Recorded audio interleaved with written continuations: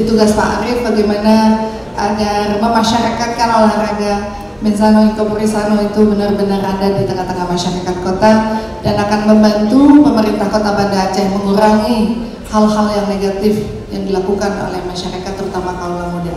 Jadi trend centernya ada Pak Arief dan yang ganteng-ganteng tadi ada di depan semuanya, yang cantik-cantik luar biasa, yang punya duitnya juga banyak, yang hadir juga luar biasa. Tepuk tangan Bapak Arief. Akhirnya saya ingin mengucapkan selamat kepada seluruh pengurus yang tadi baru dilantik. Semangat kebersamaan, kerja keras, kerjasama, kolaborasi itu menjadi kunci kita bersama untuk sukses di masa depan. Mentari bersinar, ceria menyapa. Bulu tangkis kita siap beraksi.